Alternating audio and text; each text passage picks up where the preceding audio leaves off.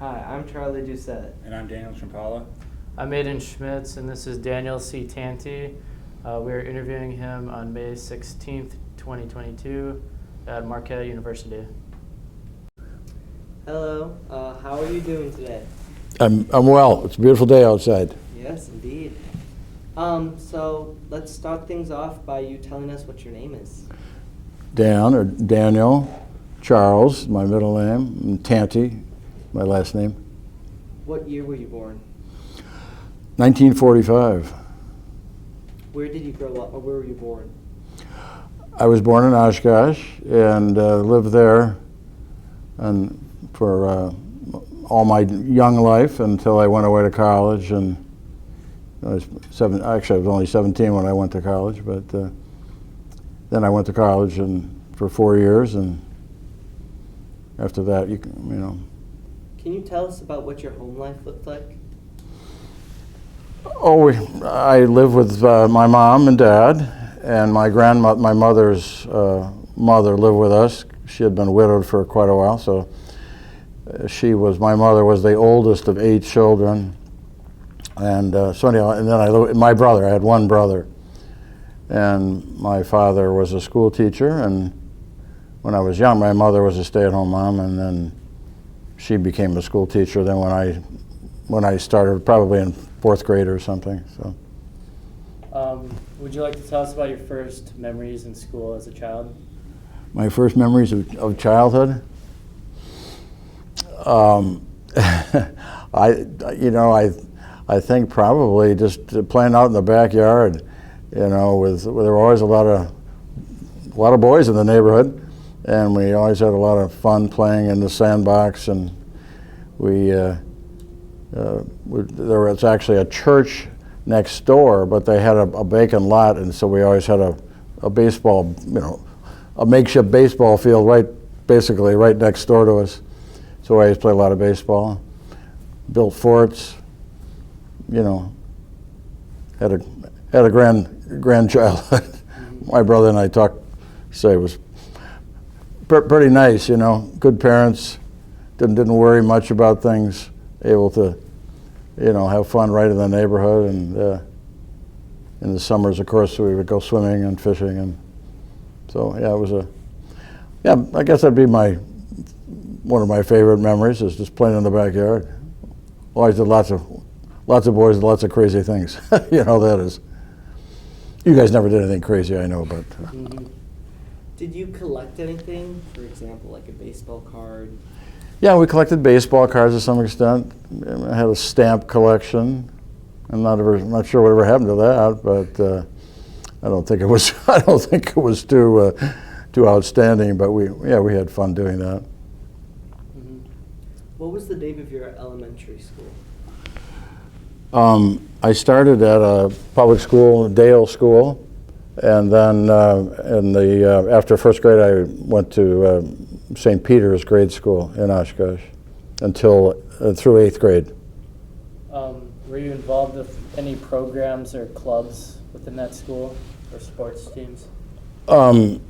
There's sports teams, of course. We were allowed in, although there weren't not nearly as many sports teams as there are now. But I played, Little League baseball and basketball.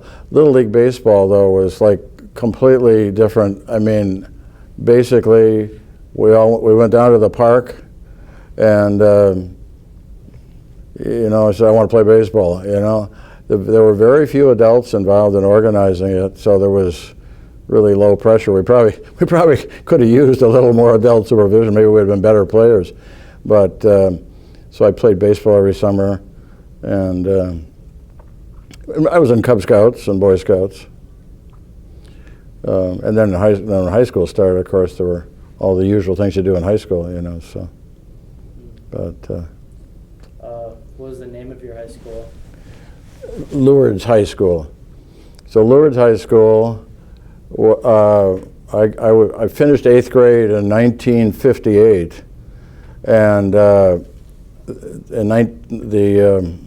trying to think here, 58, wait a minute, 58, 59, and actually 59, and Lourdes High School opened in 1959. So previous to that, there was no Catholic high school in Oshkosh. So my brother and I were really lucky that the school had just opened. So in those days, grade school went through 9th grade. High school didn't start till your sophomore year, till 10th grade. And that was true in the public school system too. And then so in 1959, I started as a freshman at Lourdes, and my brother, who was just a year ahead of me, started as a sophomore there. There were no juniors and no seniors, so there was 2 classes basically. The boys were all on the first floor, and the girls were all on the second floor. The girls were taught by the nuns, and the boys were taught by the Christian brothers. And so, yeah, it was great, so. What was the disciplinary actions like at? What was that? The disciplinary actions like back then. The nickname? The disciplinary actions like in a private high school. I'm having a hard time hearing you, Charlie, sorry. No, you're good. Disciplinary? Oh, disciplinary actions? What were the disciplinary actions? I'm trying to think. Actually, I don't remember a lot of that, but there was things that you would not do today. There was physical alterations by the teacher. There was one of the brothers who had a paddle and would whack you, on the bottom if you got out of line. I mean, not that, that sounds pretty bad, but it really wasn't. I mean, it wasn't that much, but yeah, disciplinary actions, I have to think about that.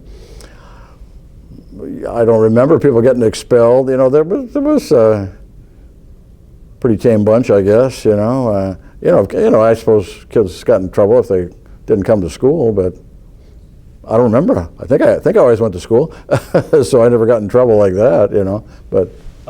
Were there any classes that you were more interested in than other classes? That I was more interested in? Yeah, what was your favorite class that stood out to you? Yeah, I think I liked biology class. That was one of my favorites, but I like history, and pretty much like all the classes at that stage in my life. I did, Mm-hmm. It was only later when things got too tough, then like math or physics or something like that. Then it wasn't quite as much fun. But yeah, I have very fond memories of how high school. It was a good experience. It was our first experience having men as teachers. We had most of the teachers that we had in grade school were nuns, and occasionally a lay woman. Actually, one of the only, I guess I had 2, but the only lay woman I had in until 8th grade happened to be a good friend of my mother's, and so anyhow, I don't know if she got sick or something. Anyhow, she had to leave, and so my mother was a teacher for a few months. Actually, then I do. Speaking of discipline, Dan, I do remember being really naughty. I think because I think it was 4th grade. I probably figured I could get away with it. I had to go sit in the hall. My mother made me go sit in the cloakroom for. See, you're bringing back memories there. So but I don't remember too much. And of course, I'm probably naive, but I guess kids smoked in those days. Cigarettes, but not many that I knew of, because I was always on the sports team. If you were on the sports team and you smoked cigarettes, you got kicked off the team, and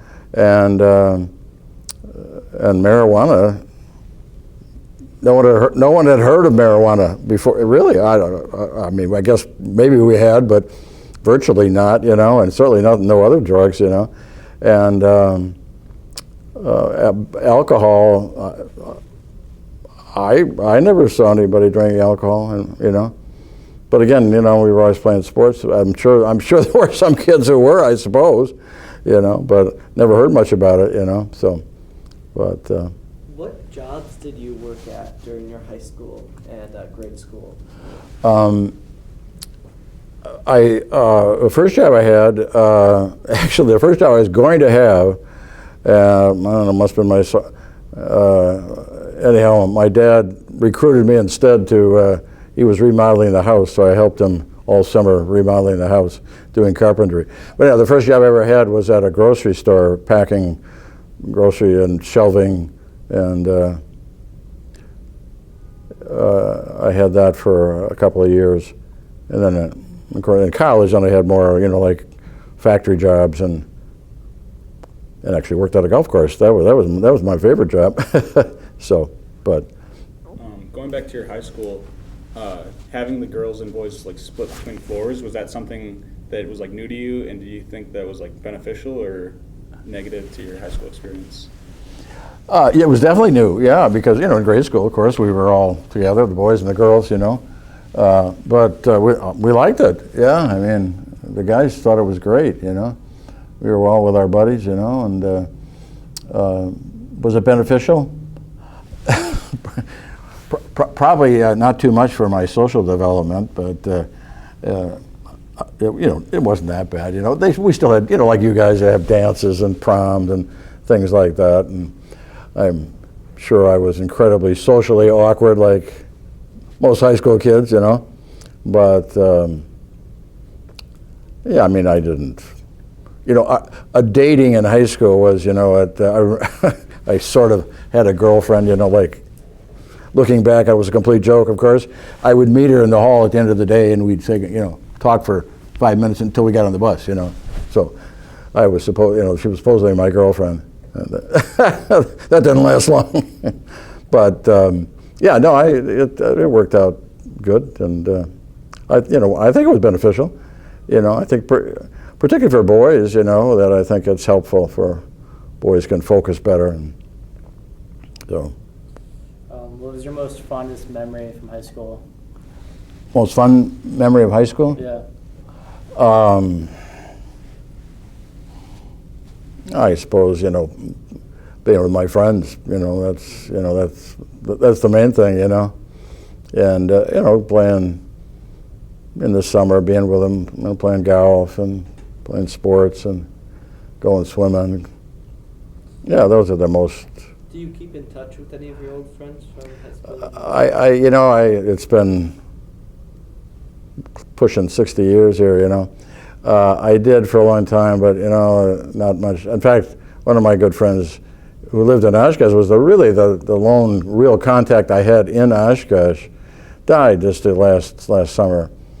So I kind of don't have much. And one of my other good friends moved to California. We used to keep in touch, but, it was so much harder to keep in touch in those days, I mean, certainly were nothing even approaching cell phones.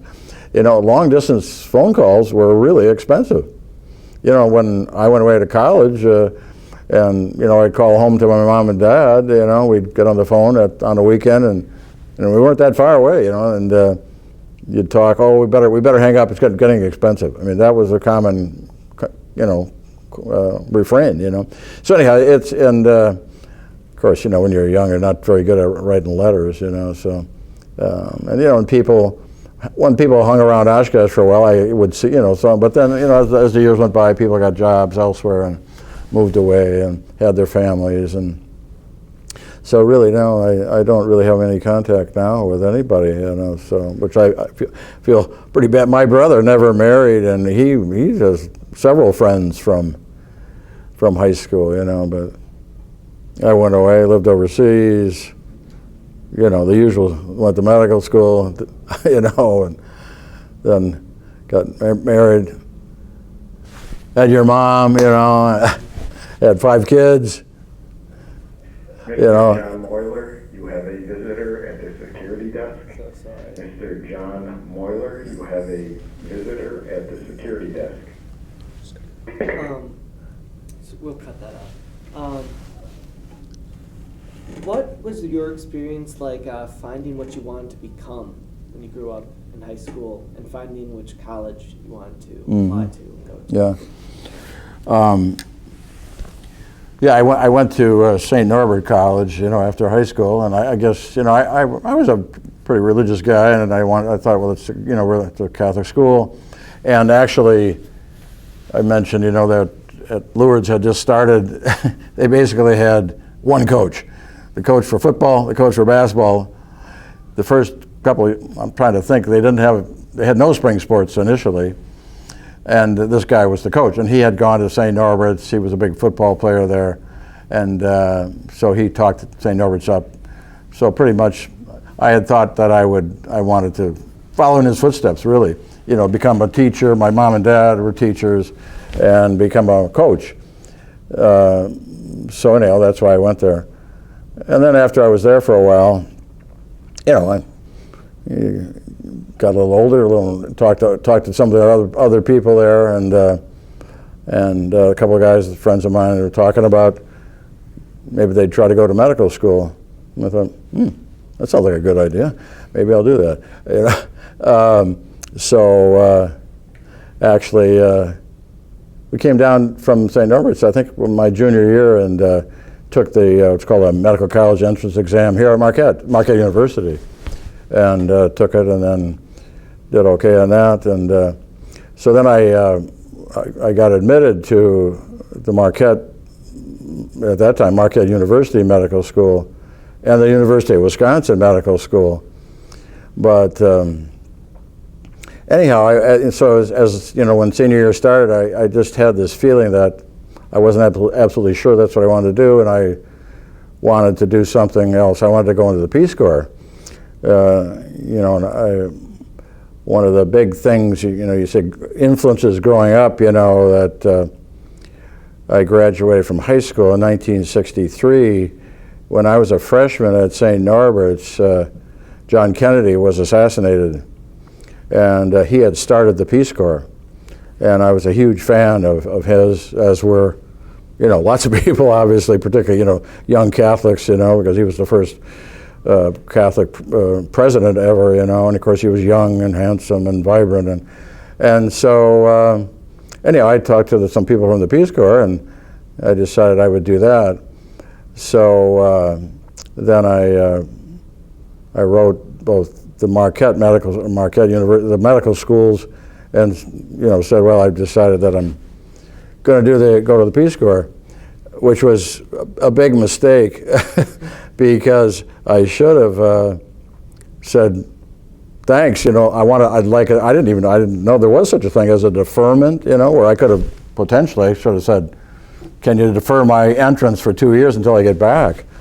So and I was thinking about public service, and maybe I should be a lawyer or something like that, too. And then finally it was like, when I was overseas over in Africa after the first year, it was like, I did a lot of praying, about what is the right thing, what is really my vocation, and had a lot of free time there, and I really did do a lot of praying about what was I good at, and what would be something I'd really like. So then I had to reapply again. It wasn't too easy to reapply from 8,000 miles away or whatever it was, and the mail was rotten there, So anyhow, eventually then I did get in again, and started, when I came home from the Peace Corps 2 years later, then started medical school. Yeah, but it was a big decision to know what to do, but I think, being away for the 2 years from school, I just really became more mature, and I think it really helped me out, both in medical school and just being a person and being a good doctor, I think, so a lot of there used to be a tradition where people did that, actually that people would take a year out after high school. What did they call it? There was some name they gave that. Gap year? What was it called? Gap year? Yeah, I don't know. Anyhow, they take a year and travel or something. Of course, you got to have some money to do that, I guess. And then kind of make a more mature decision about what you want to do. But anyhow, And I'm happy I made the decision I did. But, you know, it took a while to kind of really come to a full, you know, conclusion that that's what I wanted, you know, so. During your time at St. Norbert's, did you meet any people, or did you meet any friends or people that lasted a lifetime that you still I'm sorry, Charlie, I can't hear you very well. At St. Norbert's, did you meet anyone that would, you know, carry on to the rest of your life that you still know? There's someone pretty close to me, right? My wife. We didn't meet until I was a senior and Nani was a sophomore.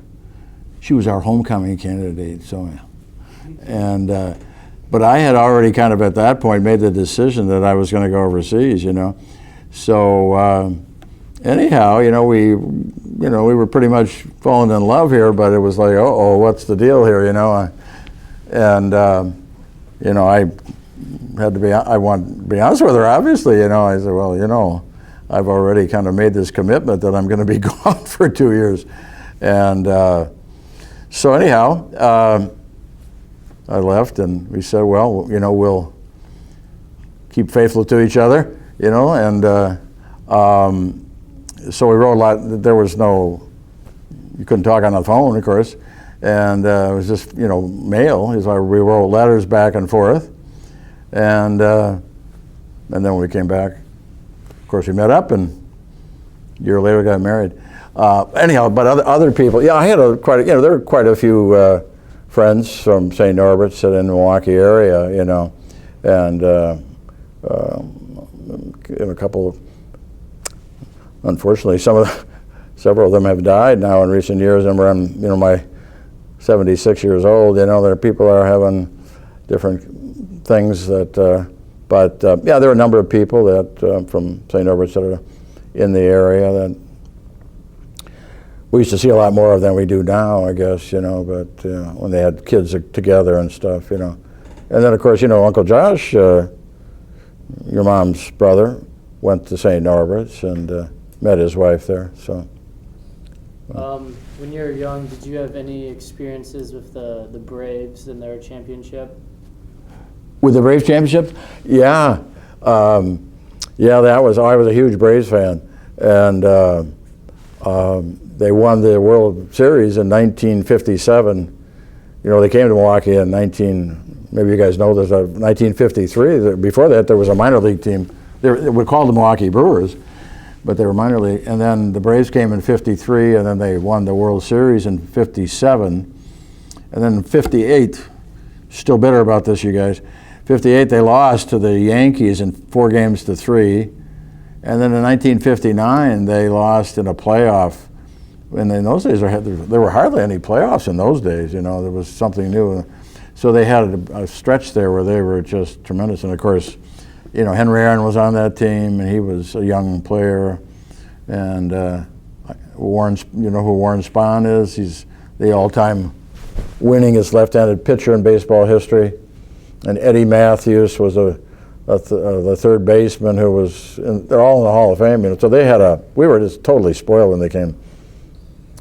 Do you remember, did you have to travel to Milwaukee to see these games, or did you watch it? Not very often, no. I don't, you know, they had occasionally, there would be, I don't even know under what auspices, or was the parish, or that would be a school bus, and then we'd come down to a game, but that only happened a couple of times.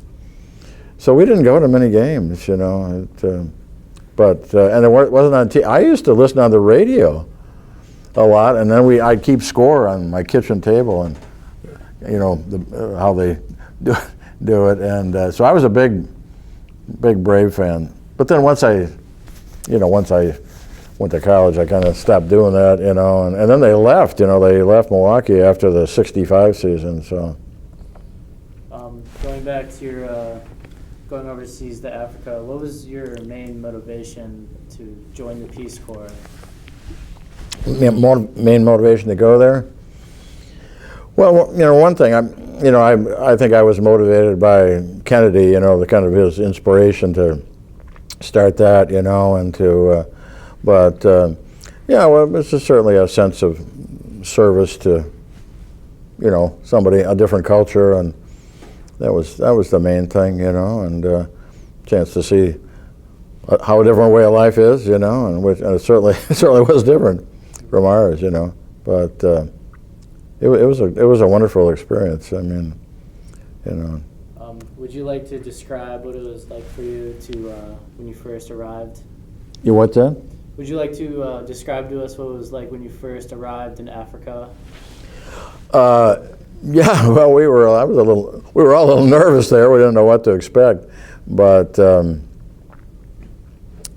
actually, one of them, yeah, we there weren't many planes that went direct. None in those days, you know. So we had to fly to Europe, and then we stayed overnight in Amsterdam, actually, and then we flew from Amsterdam down to Africa, and we stopped in Ghana.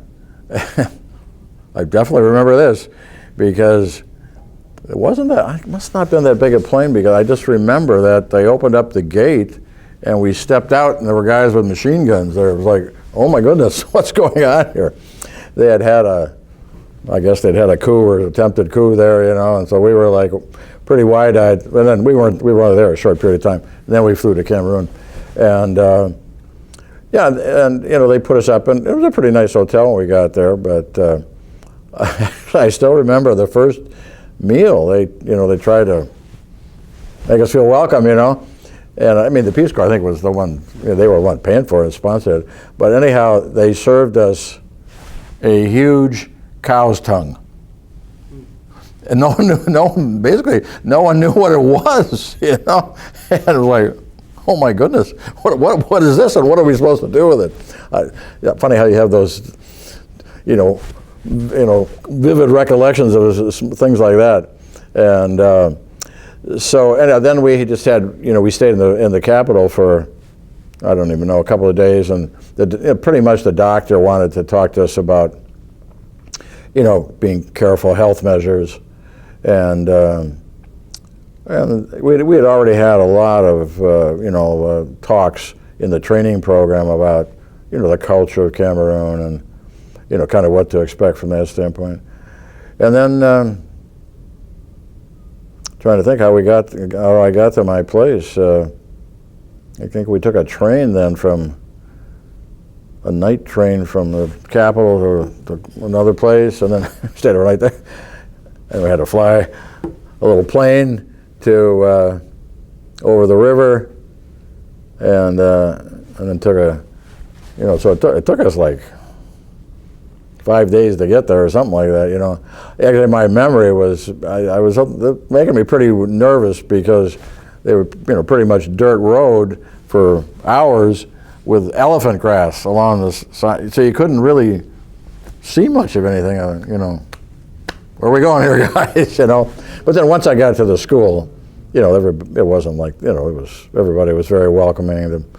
There were, you know, the school was run by Cameroonians, and the principal was Cameroonian, and I'm trying to think if there were, you know, there was like a man there who was from the English equivalent of the Peace Corps, who I lived with, and he was there, but everybody else they were all African teachers, and most of them had been educated in the United States, and so it was kind of like a junior college, you'd call it, you know. So then just got right into it, trying to prepare for school to start, you know. So, but yeah, it was a little anxiety-provoking, you know, but you got used to it, and the people were very welcoming, you know, and stuff. So.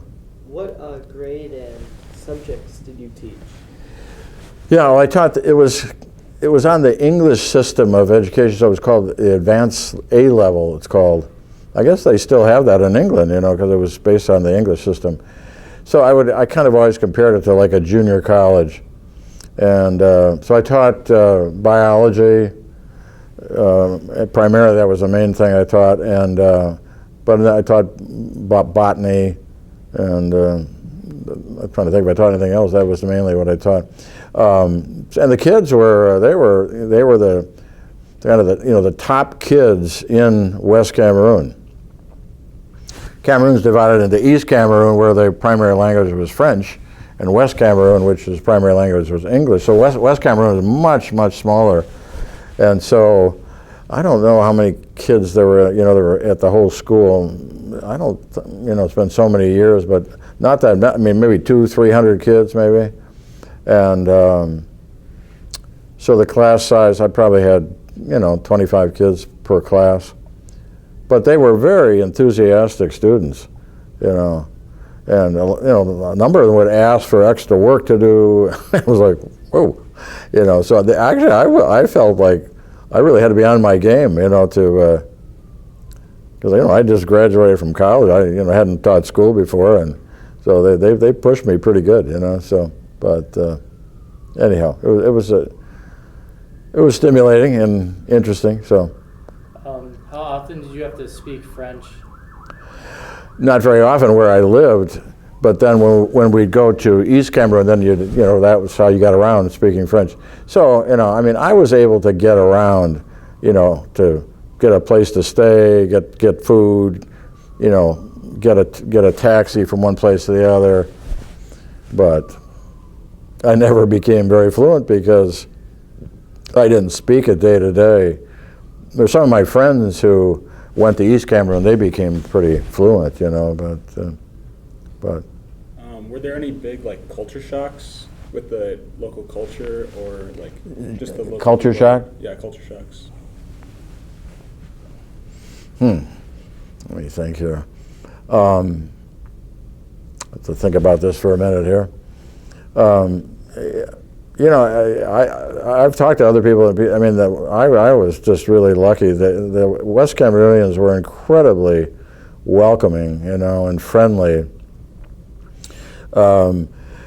I guess, and as I said, my primary purpose there was to teach school, so I didn't notice too much from that standpoint. The kids, as I said, all wanted to learn because that was their ticket for, to get out of the village and have some success, from our standpoint in life. But one of the things was, it was a very traditional culture, and the women did all the work. The women would be out in the fields, doing their agriculture. And of course, it was hot, and they'd be out. And they didn't plow with a tractor. They plowed, with a hoe and stuff, And they'd have a baby on their back, and the old job. They literally would have a baby, and 2 days later they'd be out digging in the fields, and the men, a lot of the men sat around and talked and drank palm wine. That was the big thing. Really, that was a kind of a culture shock, come on, guys, you could be a little more ambitious, couldn't you? But the students I had were not like that at all. They were very ambitious, So. Now, you brought some little pieces from Africa. Would you like to show them to us and explain the history behind them? Yeah, okay. Just lost that. Stop it, right. I'll put that back there.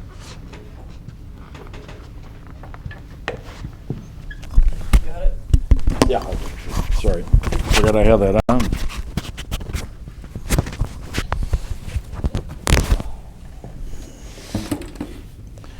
Yeah, I bought a bunch of stuff here.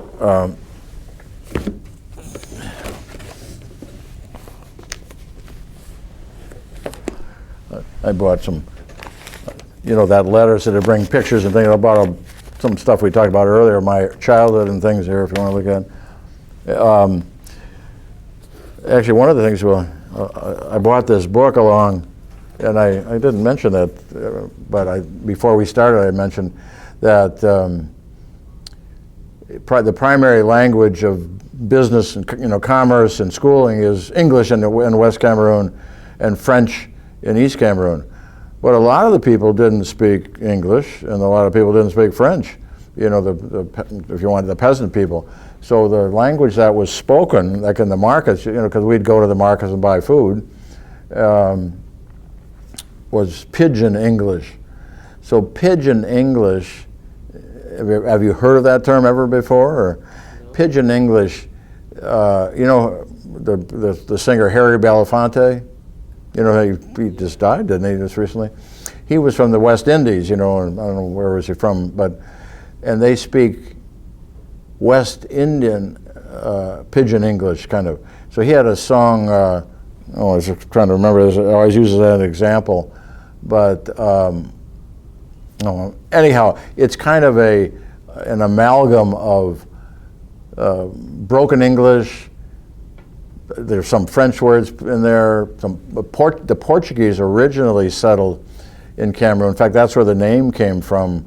That's the word for shrimp. There are a lot of shrimp in the ocean near there. That's where the name Cameroon came from, and native languages. So it all came to be called Pidgin English, like Kumbaya. That was the song. That's the song. Harry Belafonte had a song back in the '60s. Something, there was always the Kumbaya was in the, I don't know, that might have been even the title. What does that mean? Come by here. So Kumbaya. So that was an example of how the words kind of, you know, so it was a pretty easy language to learn, you know. Anyhow, they translated the New Testament into Pidgin English, so I've had this book for 50-some years here, anyhow. So, and then the other thing is they have Cameroon is really known for its artwork. I wish I had been more on the ball and smarter, you know, because I could have probably got some really nice artwork and probably worth a lot of money nowadays, but I wasn't smart enough to know that. And when I got back, I didn't realize, but there was a connection of one of the curators at the Milwaukee Public Museum went to Cameroon and collected art there. And so I got this back, and he died back in the '60s, I think. So, but I didn't realize at the time what a connection it was there. There are a lot of, it's really well known for its artwork here. So, anyhow, and here he wrote this book. There was the font is called the Cameroon Village. It's a story about a small town that, I don't know what it was, 25 miles from where I live, but Bafut, the Fawn, or the king of Bafut, was quite the character. He had over 100 wives, and so anyhow, he wrote this book about it here. So anyhow, and then I brought this, the only thing I could find that survived all these years about the Peace Corps in Cameroon. So anyhow, that was a very formative part of my life. You know, I think I really matured a great deal when I was there. You know, I lived a pretty sheltered life, come from Oshkosh, you know, and so I think it really, you know, allowed me to become the man I am today. And then here's some pictures of me there, if you want to look at that. I don't know if you can look at that, but playing basketball. If I remember right. Little pickup game. I told you that story, right, about basketball wasn't really much of a sport there, you know, but I started a basketball team at the school, you know. I mean, it was just, you know, a bunch of the boys wanted to play, and so we kind of, I don't know, I don't think we wound up playing more than a few games the whole time I was there, but we kind of organized it. Anyhow, this was a big game. We had a pickup game in Yaoundé, which is the capital. And who's from Yaoundé? The big guy from the Philadelphia 76ers. Joel Embiid. Joel Embiid. All of a sudden I was drawing a blank. Joel Embiid's from Cameroon. So I told my wife, I think that he's one of my grandsons, but she didn't take that too kindly. That wasn't funny. So anyhow, this is just some of the artwork, and they had a lot of, you know, and I'm surprised these have survived. I had a lot of stuff over the years that has just, you know, disappeared. I had some gowns that kind of fell apart, and this kind of a basket. They did a lot of this kind of stuff, you know, and which I thought was really, you know, this was, of course, the colors were much more vivid 50 years ago, you know, but, and this is my wife, Aiden's grandma, loves this one that I brought back, a carving of an African woman from, it's one, I think this is, the hardwood is, it's like mahogany, but it's not, it's called Iroko. So,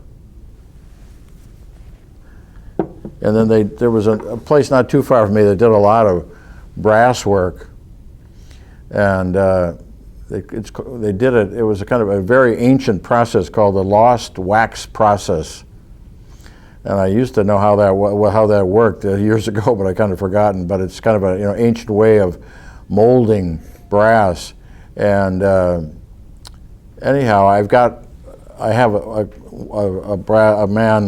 chief with a pipe. It's about this high, but the pipe broke and it's really heavy, and so I thought about bringing it, but I thought, well, it's a little too much, So, but anyhow, it's kind of mementos, bring back memories. And then this was just, I think, some of the more modern.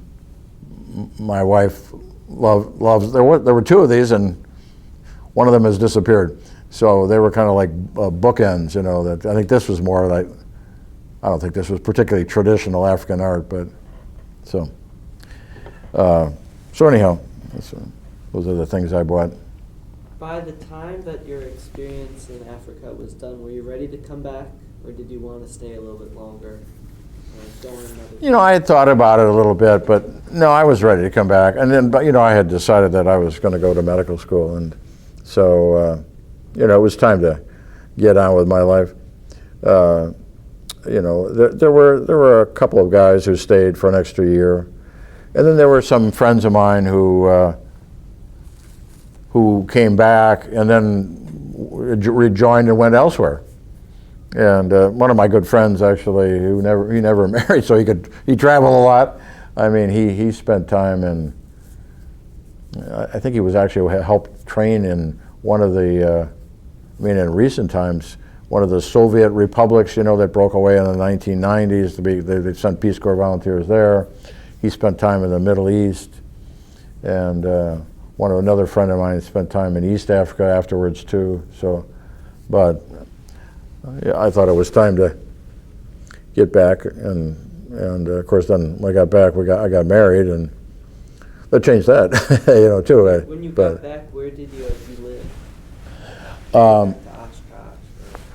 Well, when I came back to Oshkosh to stay with my mom and dad just for like a month, but then I had to go to school down in Marquette. So I stayed with my brother. My brother had graduated from Marquette and was teaching high school, and he coached basketball in Milwaukee for many years. So I stayed with him and his roommate in an apartment, and so they were very kind to me because I didn't have any money. So in fact, when people ask me that, I don't think I was as grateful as I didn't show my gratitude as much as I should have. I don't think, because I think they basically let me stay there for nothing, until we got married a year later. So. Did you reconnect with my grandma immediately when you came back, or? Did I what? Did you reconnect with my grandma immediately when you came back? Yeah, we did, right? Yeah, right away, as soon as I got back. Yeah, I called her, and in fact, my brother and I, on the way home, I flew from Africa to Europe, and I met my brother in Rome, at Rome International Airport, and we had been writing back and forth about doing this, because we thought, well, I finished in, I don't know, late June, I think, or something, and then so that school didn't start until September 1st or something. So I thought, well, let's, before I come home, let's take advantage of being over here. So I met him in Rome, and anyhow, there was another friend of mine from St. Norbert's who I had been writing. He was in the military, and he was from Philadelphia, and he was Italian. He wanted to go to be assigned in Italy. We said, he wrote a few letters saying, I want to get there, and maybe we can meet on your way home. Well, typical kid. We didn't. And of course the mail was rotten. Half the mail didn't get there. So anyhow, we never made firm plans. So I get to Rome. I'm thinking about him on the way on the plane to Rome, thinking, why weren't you dummy? Why didn't you make more of an effort to meet your friend? You know, what have been fun that would have been. You know. So I get off the plane in Rome. This is unbelievable. I wasn't off that plane 15 seconds. I turn around. There's a guy from St. Norbert's. Not the guy I'm talking about. This guy. He was in the Peace Corps in the Philippines. He was coming from the Philippines, the other direction, and he was going to. And I mentioned to him. I said, "Oh, you know, gee, I wanted to meet Jerry. Jerry might be here." And he says, "He's here, all right. I'm going to meet him. I got his address." So anyhow, we spent some days in Rome, and then we took a train up to Florence and met this buddy of mine. And so anyhow, yeah, we had a. As soon as I got home, how did I get off on the tangent? Anyhow, so then finally, actually, there was a Irish priest that I befriended in Cameroon, and I used to go to his mass all the time. And he was coming home every 5 years. He was a missionary. He would come home to Ireland. So it just happened that was that summer. So we met him in Dublin, and stayed with him.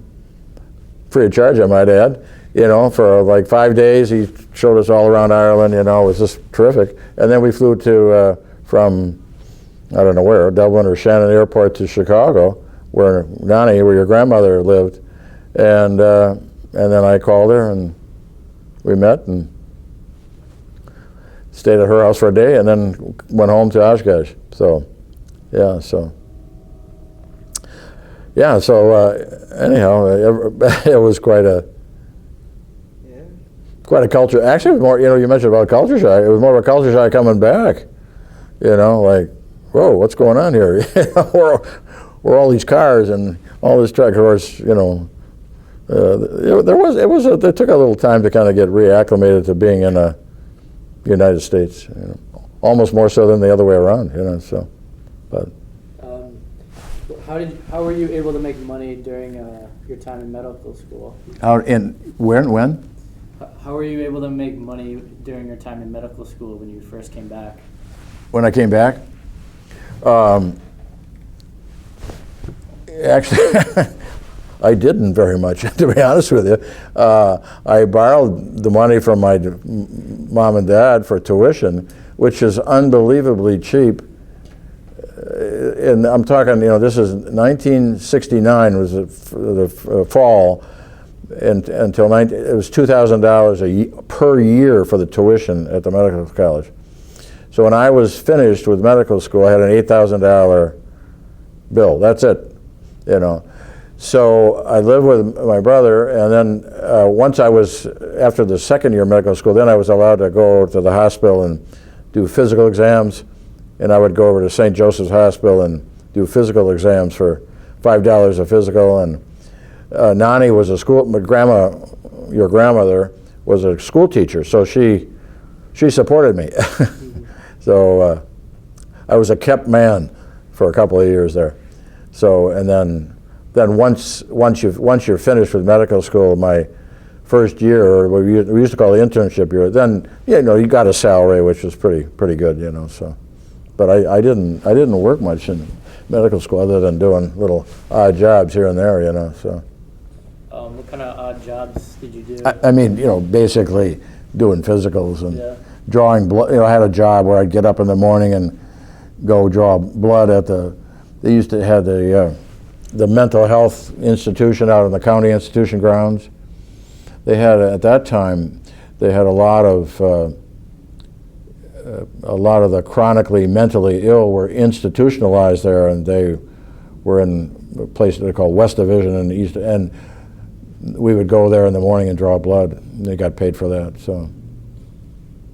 Do you have any distinct memories from the mental hospital that you would like to share? Trying to think here. Yeah, I mean. You know, the first time the first 2 years of medical school are primarily classroom, you know, intense classroom work, you know, where basically you're in class 8 to 5, or or every day, and but you don't have much patient contact. A little bit. There's one class called physical diagnosis, but then when you're in your junior and senior years, you're pretty much in the hospitals completely. So you're dealing with patients, and one of the biggest things that you have to overcome is this, is touching people, physically touching people.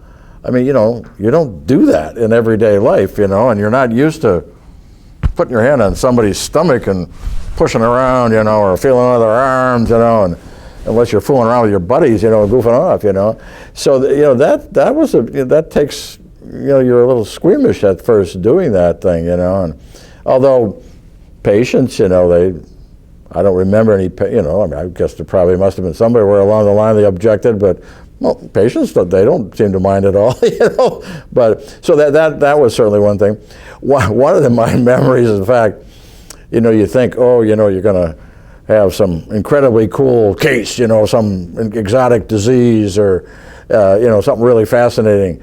And I still remember the very first patient at the old county hospital. There was a county hospital, and that's where a lot of the indigent patients came, people without insurance, and there were a lot of people from down in their luck there, and anyhow, it was the first time I was on call. It was a Sunday afternoon, and our team was on call, and some guy came in and he had an infected leg, and anyhow, he was an alcoholic. He didn't want to be in the hospital. He didn't want me touching him, and it was my very first patient, and I was like trying to be polite to the guy, trying to figure out why he was there, what was wrong, and trying to examine him, and anyhow, he didn't want to have anything to do with it. I thought, well, this is a kind of inauspicious beginning to my medical career, isn't it? So, and even worse. Not even worse, really, but as a side note, what a avid Packer fan I am, my God, I wouldn't ever think about missing a Packer game, oh my goodness. It was a Sunday afternoon, and guess what?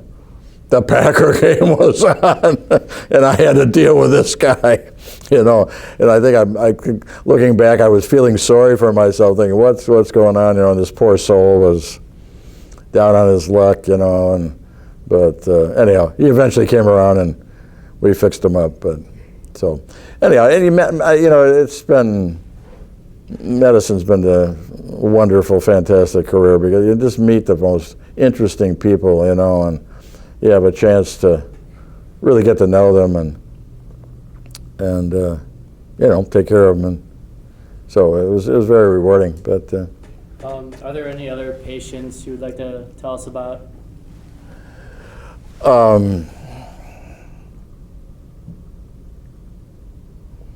Trying to think here. I mean, there are so many patients that were so interesting, and there's so many patients that were incredibly brave, that would have just terrible diagnoses, and you knew that it wasn't going to turn out well for them eventually, and yet so many, most of them were just, so grateful for whatever you could do for them, and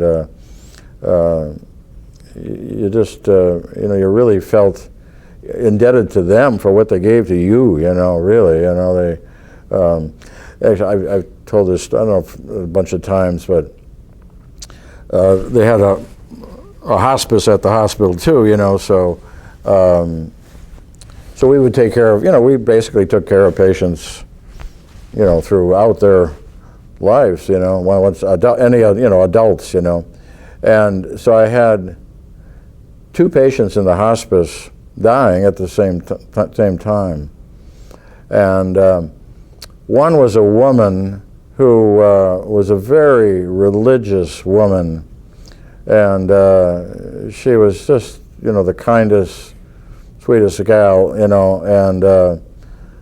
you'd go in to see her, and at that point, I mean, you're basically there to kind of comfort people, and try to keep them as comfortable as you can from a standpoint of, oftentimes pain is a big issue when people are in the hospice, but also to comfort them from a mental health standpoint, from a spiritual standpoint, And I'd go in to see her, and I mean, she would comfort me, She was such a wonderful woman, And anyhow, there was a guy right down the hall from her who was exactly the opposite, He was just an angry, cantankerous, ornery guy.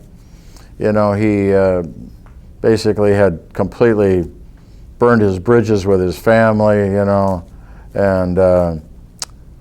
he didn't want to have anybody around him, and yet, it was my job to go in and try to treat him just the same as I treated this woman, who was so sweet and easy to treat. This guy's a challenge, but and of course he was bitter at life and didn't have any faith and didn't have any religion, and so it really, the contrast was so dramatic. I've remembered that so many times now, that how this woman just died in peace, with the world, and this guy, he never came to any reconciliation with his family. I remember one day his son was there, and his son was basically just, standing way away from him, kind of just was there only because he felt a duty, and so, but yeah, you see people at their best and at their worst, in medicine, and you have to try to treat them all the same, that you realize this, that sometimes when people are at their worst, who knows how they got there, what happened in their life that drove them to be like that, but, so anyhow, there were all kinds of characters, that there were people who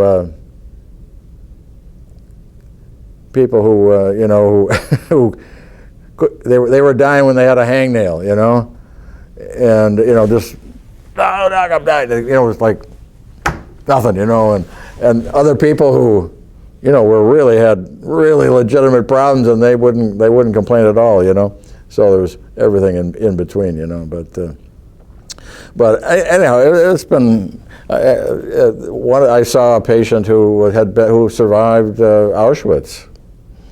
My office is right at St. Joe's Hospital. That's a Jewish community there, And she had the tattoo on her arm, and she was pretty sad, her life, and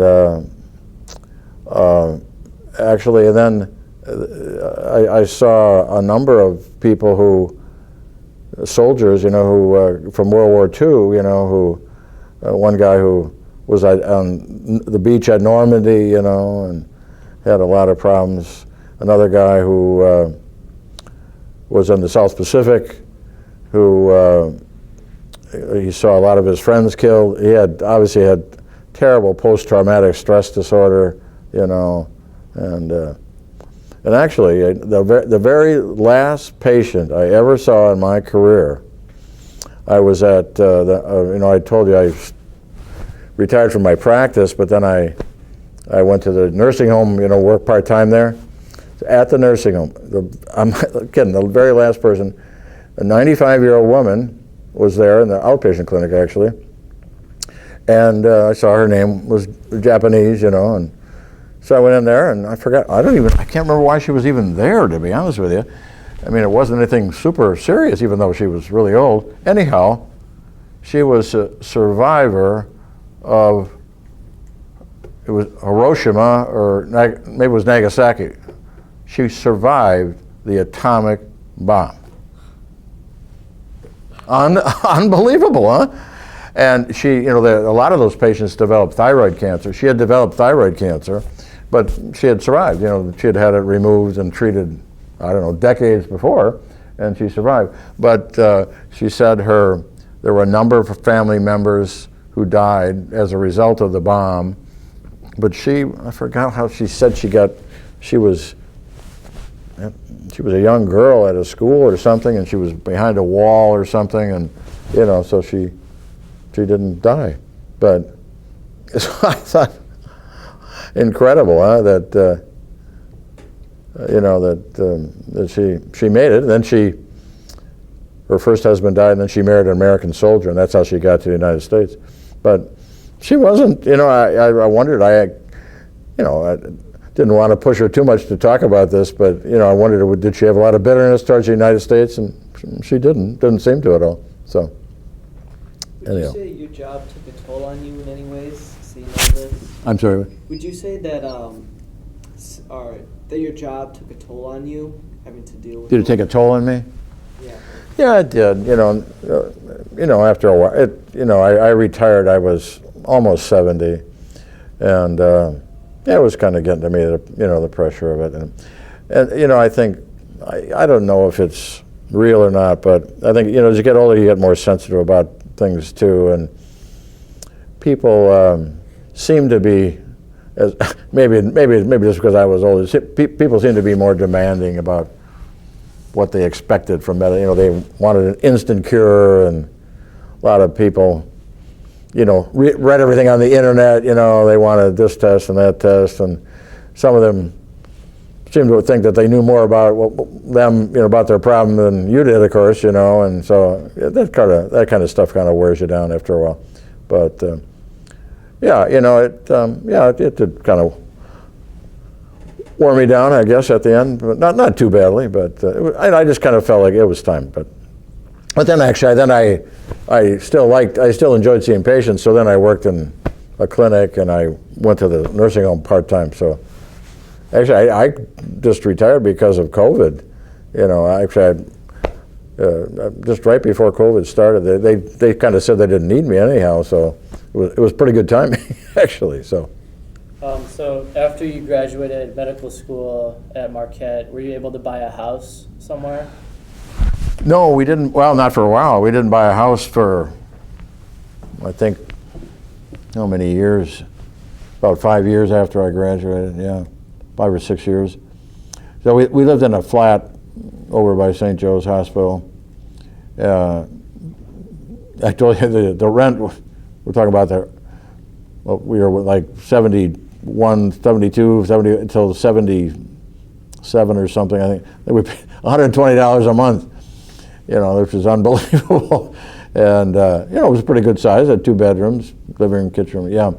But then we bought our first house in 1978, I think it was, or something, yeah. So, yeah, but it took a while to, I had to work for a while, save up a few dollars there, so. Do you have any memories of when the Milwaukee Bucks came in the 70s? Yeah. Actually, I went to the very first game. I was a freshman in medical school. The very first game when Kareem came to Milwaukee. He was called Lou Alcindor, at that time. He had been the #1 draft choice from UCLA. And it was an exhibition game, but it was the very first game he played in Milwaukee at the old Milwaukee, well, it's still there, the Milwaukee Arena. And I remember he scored 25 points first game. So, and of course then, by 1971, they won the championship already, But, I didn't go to many games. My brother, who was working full-time, had season tickets to the Bucks. And it wasn't just not too long ago, we were talking about it, and they were pretty good seats. They were $4 a ticket. It's like, I told you the story about, that the medical school tuition was $2,000 a year. And I've told that story because, there's all this talk about how expensive education is now. And I began to think, I must have that wrong. That can't possibly be true, And anyhow, there was an article in the paper, and there was a graduate of the medical college. He was a bit older than me, but not that much. And it was true, So prices were, but for the Bucks game, $4 a ticket, and they were in the pretty low down, So every once in a while I would go with him, but I couldn't afford to go to I mean, I was too busy working and going to school and all that stuff. Yeah, you're pretty. You don't have a lot of time in medical school or residency to do much of anything. But. And do you remember the excitement of getting the new pop art mecha floor? Say that again? What? The new mecha floor. It was bright yellow with The new Mecca floor. Do you remember? When I did what? When we got the Mecca floor. Oh, the Mecca floor. Oh, I'm sorry, Dan. Yeah, Charlie. No, not really. I mean, I don't know much about that at all. I guess there was something in the paper and on the news about it. But yeah, that was pretty cool. Actually, I used to go to some of the. Occasionally, I'd go to a Marquette University game. When Al McGuire was the coach, and that's when they had. They were. Well, they won the national championship in 1977, but they were so close a number of times before that. So actually, when in medical school, the medical school was at Marquette on the campus there, and the gym where the Marquette Warriors practice was right there, and we used to go over there and watch them practice. And you could just walk in and watch them practice. And in fact, I remember one day I went over there with some friends who were big App fans, and some of the players came out before the practice, and we were shooting around with them. There was a guy named Dean Meminger. You ever hear that name? Dean Meminger was one of the big stars back in the early 70s of New York City. They called him Dean the Dream. And I remember my buddy, it was like, my God, here we're shooting baskets with Dean. Well, of course, nowadays you wouldn't be able to get in the same building with these guys, But it was so casual, And then, McGuire would come out, all right, get out of here, you guys, and he'd kind of shoot us off to the sidelines, But it was just so informal, So I went to actually some more of the Marquette games than the Bucks, But I don't remember the floor much about it, other than it was quite a, sensation when it came up, yeah. Would you like to tell us about when you first moved to Wauwatosa and you started to raise a family? Yeah. Well, actually, we had, your mom, who was the oldest of 5, was born in 1972. So I was,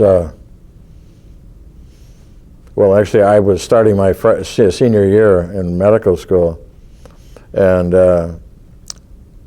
and then your Uncle Josh was born when I was a resident in 1975. So then we lived over on 50th Street in the flat. And then Uncle Tim, then we moved to Wauwatosa in 77, it must have been. And then Tim was born right after that. And so then we had the 3 of them. And then Grandma got pregnant again with Uncle Kevin, so we didn't have enough room in that house. So then we moved to our present house. And we had, then Kevin was born, and then Megan was born a couple of years later. So. Would you say that Wauwatosa was the right neighborhood for your family? Yeah, it really has worked out great. Well, I was from Oshkosh. Grandma's from Chicago, so there's kind of a, her family lives in Chicago, my family goes up in the Oshkosh area, so it was kind of a happy medium. And Wauwatosa always reminded Grandma of her. She was raised in Park Ridge, which is a suburb of Chicago, so it always reminded her of Park Ridge. And she found the house, and that's usually what happens. The moms are usually the one that, usually the dads are, I don't know if we can afford it, kind of, and the moms are the ones that say, I think we'll find a way. So that's exactly what happened. So anyhow, so we've been in our house now for how many years? 40 some years, 45 years, something like that. And we've been real happy there, raising the family. So. Would you like to walk us through a typical day with raising 5 kids? There was no typical day, right? Yeah, I'll sidetrack here a bit. You know, your youngest Aunt Megan, who is 10 years younger than Aiden's mom, lived in New York City for actually 14 years. And then she married and now then had a baby and then had a second baby a year ago, May. In fact, just had the birthday party last week. And so anyhow, they moved back to Milwaukee 3 months ago. And she lived with us for a month with 2 children, 2 babies, and her husband was still out in New York for most of that time. Then finally, well, anyhow, it opened my eyes because it was like, I was home all the time, of course, I'm retired. And so it was like, oh my God, we got 2 little kids here, you know, and how demanding that is on the mothers. The poor moms just take a beating. You better be good to your mothers, you guys. And I mean, really, you know, they're always into something, you know, one's crying, one's got to be fed, one's got to be, diapers got to, you know. And I said to Grandma, to Nani, I said, oh my God, Nani, I think I was a really rotten husband. You know, I don't remember, you know, how hard it was, you know, because, you know, I was gone all the time. You know, as a doctor, you're gone, and sometimes, you know, you get called at night, you know, and somebody have got to get up early in the morning to go to the hospital because somebody's sick. And, you know, so, you know, and then I'd come home and Nani would be with 5 kids the whole day, you know, and then trying to get supper ready, you know, and of course the kids were fussy, and, you know, and Nani, your grandmother, was always great. She always wanted to make sure to wait until till I was home, so that we could all eat together, all 5 kids, you know. Well, and of course, sometimes I wouldn't get home until 7 o'clock or something, you know, and the kids were, you know, where's supper? You know, they wanted something to eat. And then, of course, you know, one of them didn't like what was cooked for supper, and, you know, the usual chaos. And then, of course, the kids had some practice here, game there, you know, back at school. So there was a lot of traveling around, but, you know, it was always a lot of fun usually, but, you know, so I think the moms usually take the brunt of it, you know, but yeah, I mean, it was never a dull moment, that's for sure. There was always some place to go, some game to go to, some practice to go to, something at school, and then of course, you know, one kid would be at one school, another kid at a different school. I think Grandma said 1 year, because one of the, Tim actually had a hearing problem, Uncle Tim, and he had to go to some speech pathology halfway through the day. There were like 5 kids at 5 different schools or something, you know, but it was like, Grandma said she should have a hot plate in the car, you know, that she could give them food, so.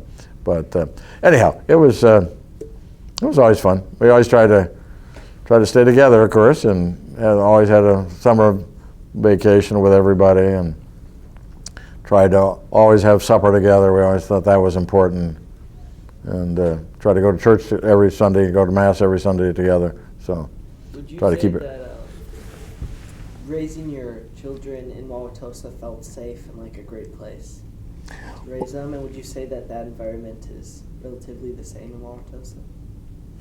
I'm sorry, Charlie, I have a hard time here. Would you say that raising your kids in Wauwatosa was a safe place to raise your kids? Oh, was it a safe place? Like a good environment? Yeah, And would you say that it's pretty much the same? Yeah, I think it was a, you know, real safe place. We never felt worried, really, you know. I mean, you know, you always have to be careful, you know, you always would tell your children, you know, the usual things, you know.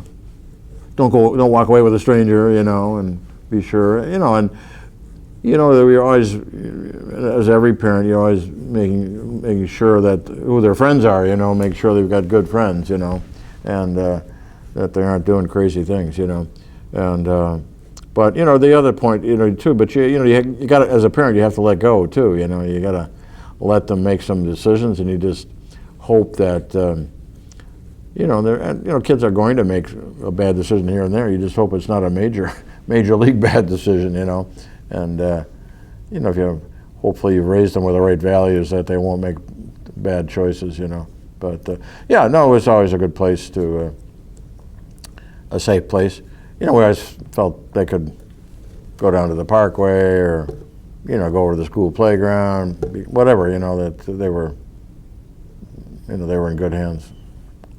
Would you say that Wauwatosa has changed at all? The Wauwatosa has changed at all? I don't know particularly a lot, you know. I haven't noticed a huge change in it, not particularly, you know. You know, I think that, you know, of course, when I was working, I was not very observant maybe about what was going on in the city, you know. I'd go to work, come home, take care of the kids, you know. I had a pretty small universe there, you know. Every once in a while I'd get wild and crazy and go to Mayfair, you know, and otherwise my life was pretty much go to the hospital, come home, take care of the kids, go to their school, come home, you know. But yeah, no, I haven't seen a lot of change. I mean, you know, there's certainly a worry more about crime now than we used to, I guess. You know, there's always been that worry, and it seems like, you know, there's just more crime. I don't think necessarily in Wauwatosa particularly. You know, there's crime all over, and it seems, you know, there's lots of craziness with guns, you know, and things. So, yeah, that's worrisome. I'm more worried about my grandchildren, you know, than I did about my children, you know. So, but. Was there any reason for you to take your family to Milwaukee for anything, whether that be Summerfest or to go walking by Lake Michigan or anything like that? We didn't go to Summerfest much, you know. Nani didn't like Grandma didn't like Summerfest. She said it was too crowded, you know, and she didn't like that. But we used to go to Irish Fest frequently. We went to German Fest and Italian Fest sometimes. We oftentimes would go. You know, we had a boat when your mother was younger, and we used to go out to the west, you know, to Oshkosh and Pewaukee and Nagawicca Lake, and we just kept it in our driveway, but we'd have to kind of cart it out there. But so we tried to do that in the summer, and we almost always we went up to Door County for a week and occasionally 2 weeks, and that was always kind of a special event. So. And we tried to go to some of the games, you know, the Brewer games, probably more than anything the Brewer games rather than the Bucks games. We never went to many Bucks games, you know. So. And then when deindustrialization started to hit Milwaukee in the late '80s and the early '90s, did you notice an impact in the city and the environment around you, and like patients? You noticed more? Or did you notice how it impacted the city? The impact of deindustrialization, when all the I don't know why factories started closing. I'm not following it. I'm sorry, honey, I can't. It's okay. Okay. Yeah, I need a deeper voice, I guess. When deindustrialization. Oh yeah, we talked about that a little bit. Yeah. Did you see any change in the environment around you, whether that be in your patients or your home, you know, your Milwaukee? Yeah, I did. I think, you know, I noticed it more around, you know, where St. Joe's Hospital is located, you know, and there were a lot of flats in that area and smaller homes and things, but there were a lot of single-family homes and things, and a lot of middle-class people that lived in that area that were patients of ours, and. Yeah, we saw an impact where, you know, people, you know, were they're closing a lot of these, you know, machinist shops, and, you know, we talked about Alice Chalmers closing, and some of these big, what's the right word I'm looking at, industries, you know, that were you know, well, men primarily, but of course women too, you know, could get jobs with a high school education, and of course some of them, you know, didn't even have a high school education, you know. And then, you know, with the deindustrialization, that's a good way to put it then, you know, that really did start to impact the neighborhoods, you know, and I didn't see it, I didn't see it directly, I guess, but I think, how that leads to problems where, breakup of families because, the breadwinner can't support the family. Oftentimes that leads to alcoholism.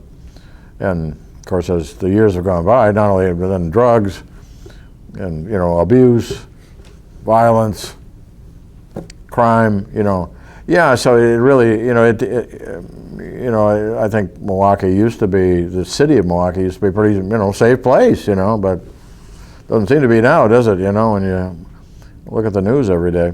So that policy of shipping jobs overseas really hurt, places like Milwaukee, Cleveland, what they call the Rust Belt kind of thing, so. Yeah, so it didn't impact me directly, but you saw it around the neighborhood of St. Joe's over there, and so. Do you have any experiences with the cryptosporidium? The what? Cryptosporidium. Cryptosporidium. I didn't have anybody personally, but I had a friend of mine. Mother died of it. A doctor friend of mine, but his mother had been sick with, I think she had lymphoma or something.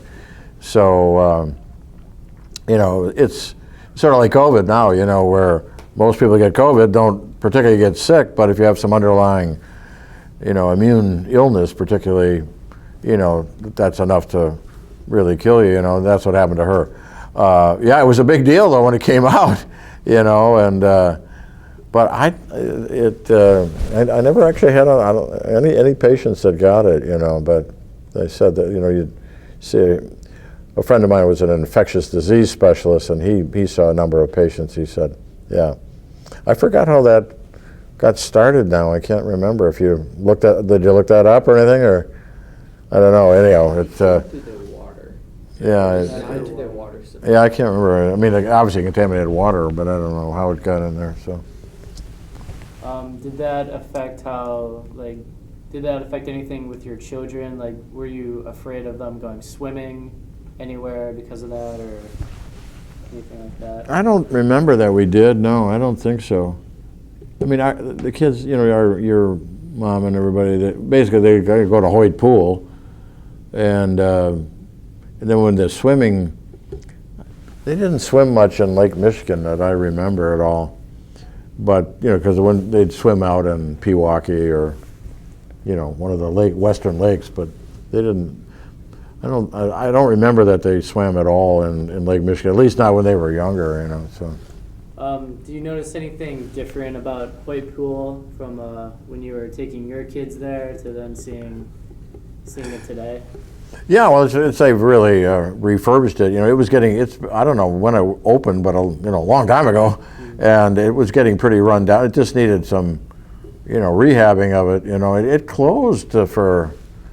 It closed for several years, and it was run by, I'm not positive about it, but I think it was run by the county. It was part of the county government thing, and then they didn't have the money to keep it up, and so I don't know how many years it was closed, but several years.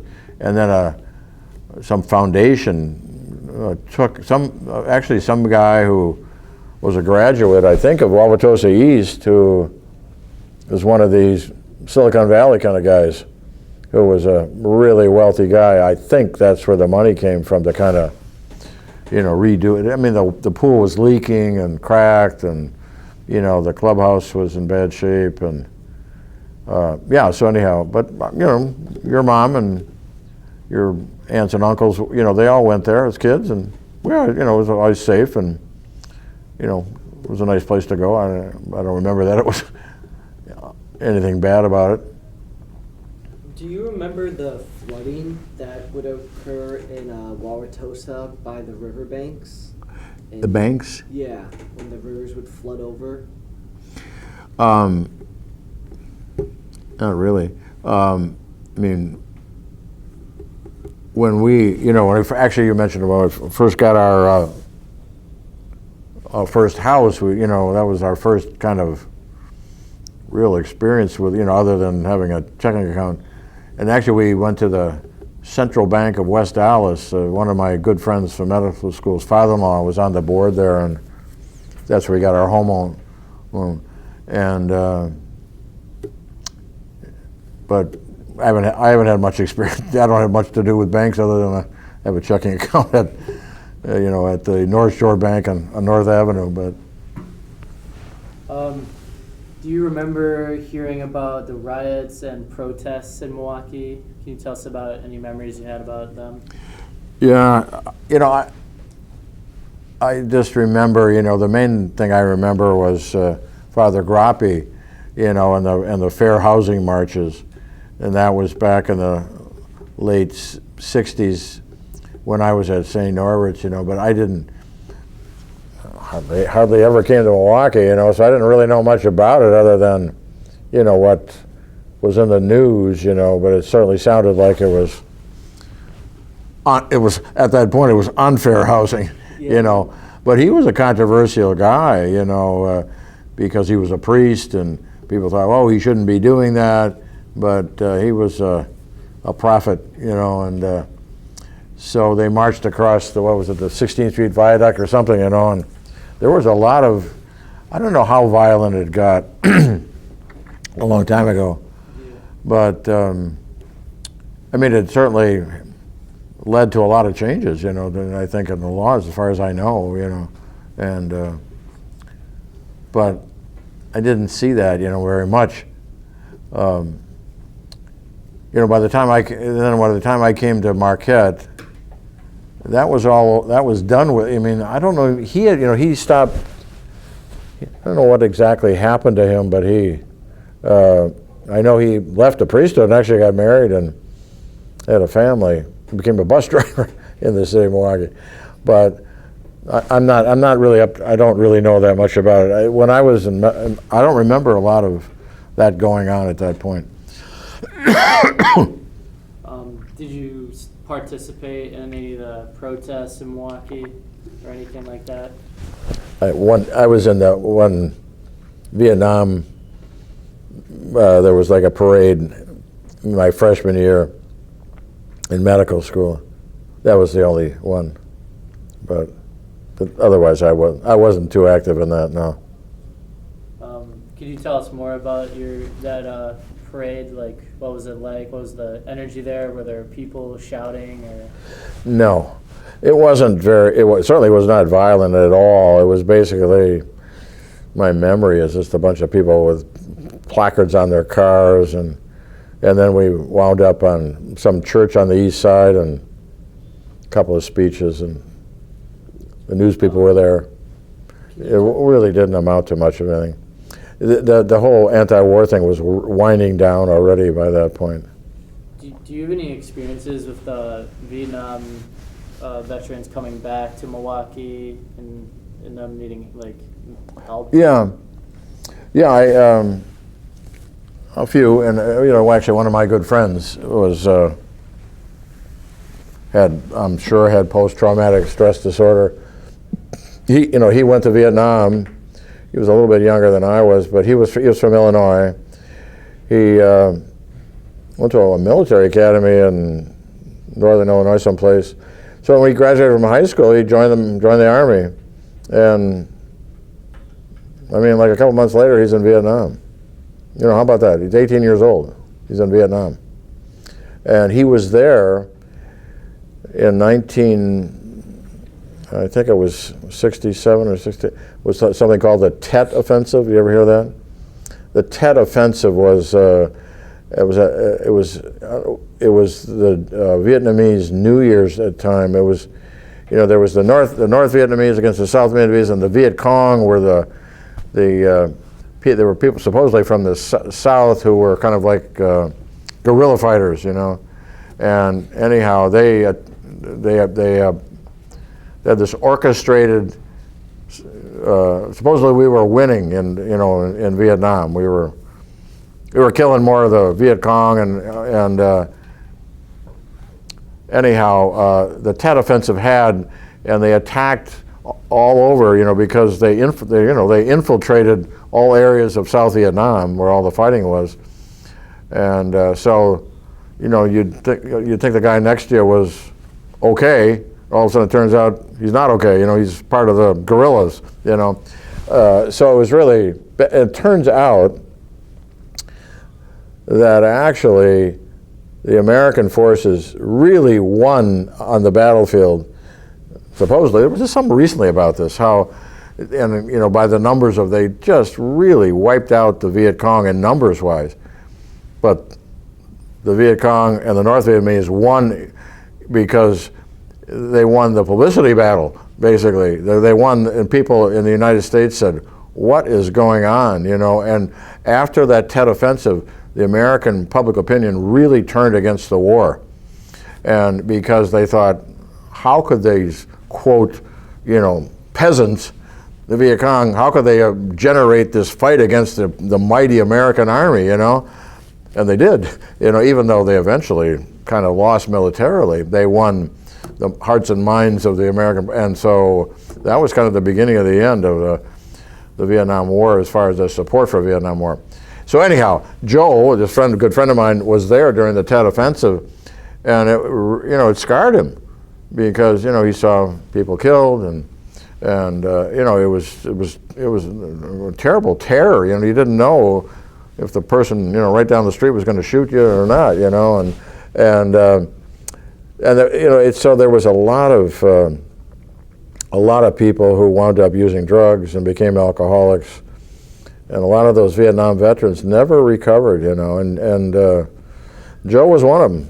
And he married and had a family, but there was a lot of problems in the family, and he eventually got treatment for his alcoholism and recovered, and actually he became very active in the Vietnam veterans thing. But he would tell me stories about so many men that came back from that just never were able to have a normal life. They couldn't. They had very unhappy family lives, and a lot of them became alcoholics and drug addicts and stuff. So anyhow, and I saw a few patients like that too. But he was the only guy. He was a friend of mine who obviously really was hurt badly by that. So. Can you tell us a little bit about how life changed for you when you became a grandparent? When I became a grandparent? Yeah. Oh, it just changed it for the worst, Dan. Oh my God, these grandchildren are nothing but trouble. No, it was wonderful. When you're young and you have your children, you're so busy with life and job and everything. I sometimes I think you don't appreciate your kids as much, because you're too busy trying to make sure they get dressed to go to school and take a shower, and they're doing all right in school, and all this stuff. So anyhow, when you have grandchildren, you can just really enjoy them, and just love them, and when they come over, you can just if they start getting sassy or something when you're little, you can just tell them, Mom, Aiden's I don't know, he's acting up here. I think you better take care. So yeah, having grandchildren is wonderful. Because you don't really have the responsibility, and you don't have the everyday worry. I mean, you always worry about your grandchildren. You worry about your children. You worry about the grandchildren. That's just part of life. But you don't. It's not an everyday anxiety that a mom and dad have. So children, you can just enjoy them. So it's wonderful seeing them grow up and become fine young men. So. What was it like finally retiring after all those years? Finally retiring? Yeah. Yeah, well, there are people that warn you about, you're going to have all kinds of trouble retiring. I don't know. I didn't have that much trouble. I don't think I did. I was took a little while, but I needed to kind of decompress for a while and just kind of do nothing, and just have a day where, more than one day where you could just sort of get up and do nothing, go over to Barnes and Noble, have a cup of coffee, and sit and read and whatever, do all that kind of stuff. Go out and play a little golf. So I didn't have much trouble. But then I kind of missed being a doctor.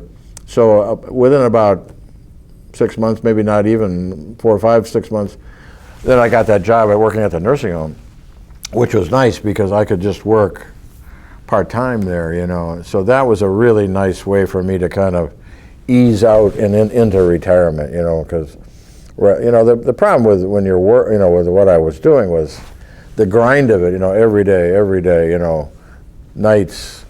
Actually, the last couple of years, I didn't have any weekends, which was a tremendous, you know, that was a great advantage because for most of my career, you know, you'd have to work on weekends a lot of times too, you know. So anyhow, yeah, I've enjoyed retirement, and some days your mom calls me and what'd you do today, Dad? Well, what did I do today? You know, I got up, had a cup of coffee, read the newspaper, watched a little TV, you know, took a walk, took a bike ride, you know. So it's nice to not have a schedule. That's the best part for me, is just not being under the gun of having to be somebody be someplace all the time. So. Is there anything that brings you to Milwaukee today, like the Wisconsin club or any? Oh yeah. Like To into the city, you mean? Yeah. Yeah. We go to the Repertory Theater. We have season tickets to the Repertory Theater. So then sometimes we'll have dinner at the Wisconsin club before we go to the play. And you know, I've gone to more Brewer games in the last several years. So we go to those games, you know, and you know, we don't go downtown very much, just to, you know, go downtown, you know, other than that, you know. But yeah, sometimes I just go down to the lakefront, you know, and take a walk along the lakefront. It's so beautiful there, you know. Sit down there and read. Early in the morning, Nani likes to sleep late, and I usually get up early, so I sometimes go down there and do that. And then for our last question, what is your favorite restaurant in either the city of Milwaukee or in Wisconsin that you would really recommend to someone? Favorite restaurant in the whole world? In Wisconsin or Milwaukee? Wisconsin or Milwaukee, yeah. I got to think here. I think actually the Lake Park Bistro, you know, on the lakefront there, one of the Bartolotta restaurants. I think that's probably one of my favorites. There's actually, you know, there's a Bartolotta restaurant in Wauwatosa Village, so like that. But the kids always accuse me that my favorite restaurant is John's Restaurant on North Avenue in Wauwatosa. You know where that is? Yeah. That greasy spoon across from Ray's there. I like going there, you know. Nice neighborhood restaurant. So, but yeah, I think the Lake Park Bistro is probably my favorite. Yeah. So. Well, thank you. Yeah, thank you so Thank much. you. Oh, you're welcome. Okay.